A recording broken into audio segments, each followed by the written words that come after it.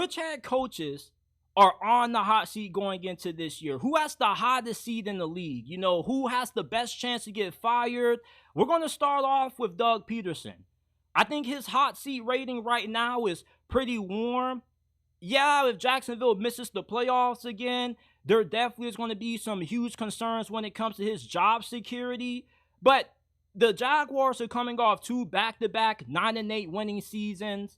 And if Jacksonville has a losing season this year, I still see him having another year in Jacksonville to get it right. Sean Khan is one of the more patient owners in the league. He didn't have a lot of patience with Urban Meyer just because when you see your head coach out clubbing after a loss, you got no choice but to fire him. And plus, the team and his coaches hated his guts. I don't really see Doug Pederson going anywhere, so I think that his hot seat is pretty warm right now, unless the Jaguars just completely implode and they go 2-15, 3-13 or something like that.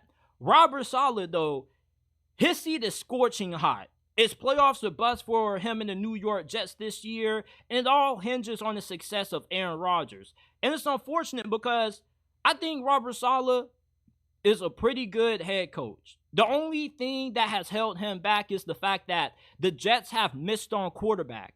When you miss on a quarterback, it sets your franchise back 5 years, and it also puts you in a really hard situation to win being a defensive-minded coach. The defenses that Robert Saleh has had every year he's been the head man in New York have been nothing short of spectacular. And they've carried this team. And that's been the main reason New York has been unable to make it to the playoffs, because they've had to overcome terrible quarterback play.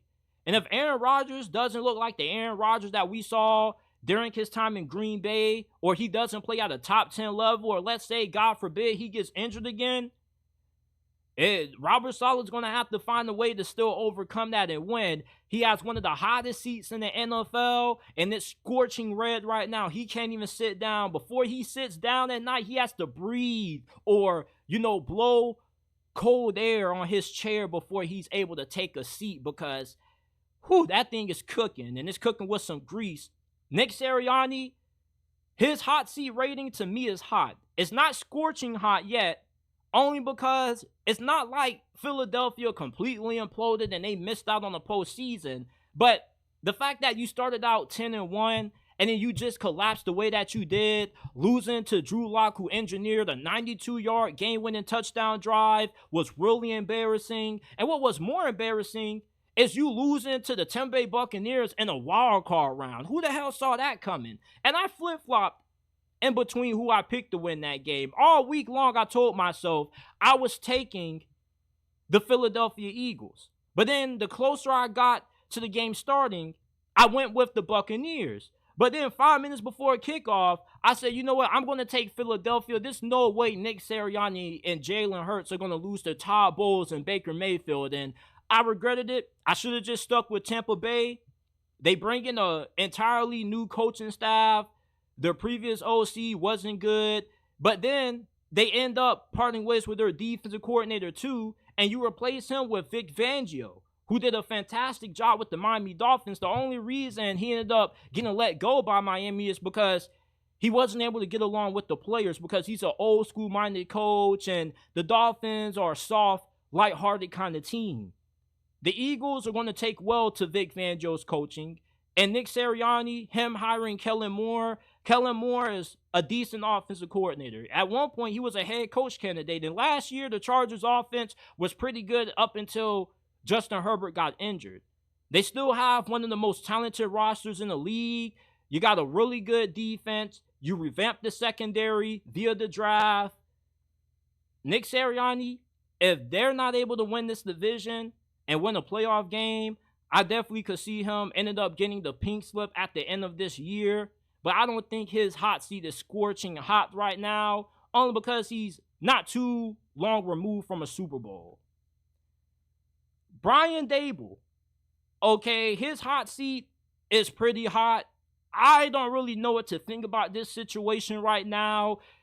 The ownership was the reason why they extended Daniel Jones. Brian Daboll and company, they weren't really all too thrilled about having Daniel Jones back.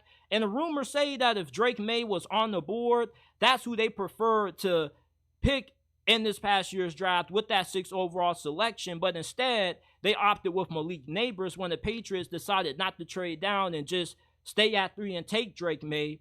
So you're going to have Drew Lock and Danny Dimes as your 2 best options at quarterback. I don't really see it panning out. I don't even think they have a good enough team to even win 6 games this year.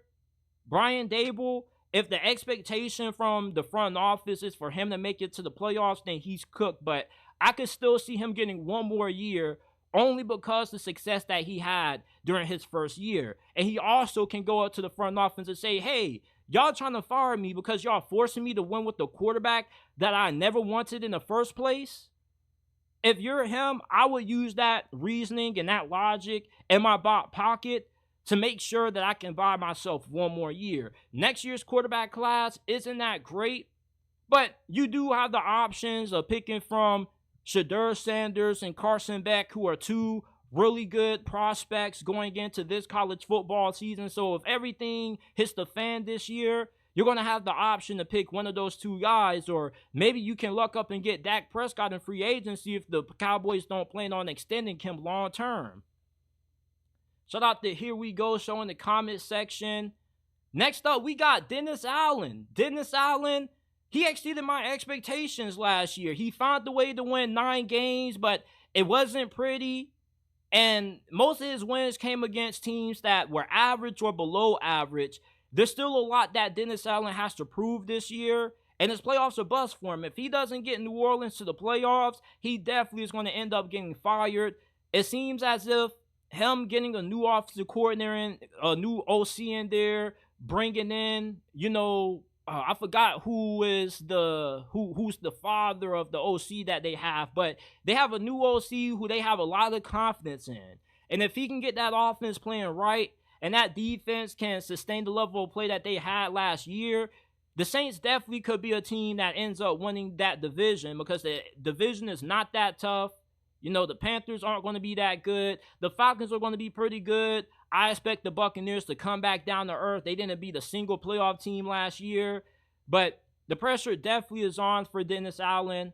A lot of people haven't really talked about Dennis Allen that much. People have kind of backed off him only because they went 9-8 last year, but there's potential for things to get really ugly down in NOLA this year. Dennis Allen still hasn't proven much as a head coach to me.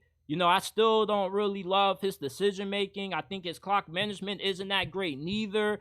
And that offense, especially looking at their offensive line situation, isn't looking pretty. So whoever they hired to be their new offensive coordinator, he's pretty much going to decide the fate of Dennis Allen this year, because if he doesn't end up panning out, New Orleans could be an 8-9 team, and he can end up being the first thing cooking once the season is over. Matt Eberflus, his hot seat is pretty hot right now.